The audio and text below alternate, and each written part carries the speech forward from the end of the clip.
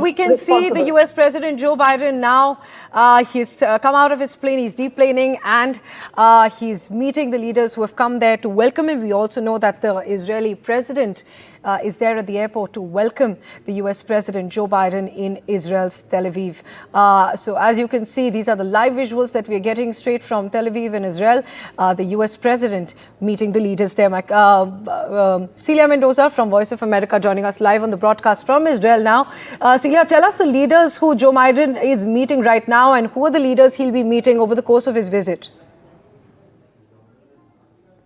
We see here that the president, Isaac Herzog, who is meeting him right there. And it looks like from behind, I can see it will be Prime Minister Benjamin Netanyahu who embraced him as he walked out of the plane. We know that it is different members of the Embassy of the United States who are there. Yes, definitely that's Benjamin Netanyahu. As you can see, they're holding hands. And this is a very important moment for the leader of Israel as he's facing a lot of criticism here in the country over the past few days. We know that it's at least 199 people that are detained. Actually, they're kidnapped and hold hostages that Hamas has in Gaza. And that's something that has been a big question by families here in Israel. We can see that now the security is taking the president into the motorcade. They will make their way to this area in Tel Aviv, where it will be at the Hotel David Kimsey, where the security is ready for his arrival. It's important for the president and is very notable. The Prime Minister Benjamin Netanyahu was waiting for him and is the first person that he embraced. This is a moment that will be marked in history as the war continues here in Israel against Hamas, but it has given a high death toll of civilians and Gaza. And that is, again, what we were just mentioning. It's a very delicate line that he is going to be now moving forward with.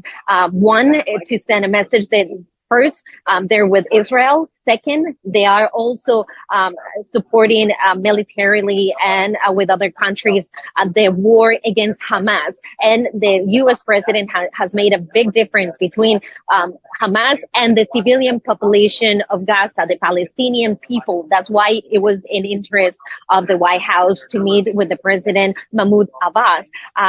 The challenge will be to also send a message that they want the protection of the civilian population, that they want to move forward with the possibility of a ceasefire, and also try to make sure the other actors, and he said it since the beginning of this conflict, the U.S. wants to send the message that any actor that will think or see an opportunity, an opening to act against Israel, the U.S. will be ready to respond as well. And we have seen it over the past few days where Hezbollah has been active on the northern border between the Israel and Lebanon.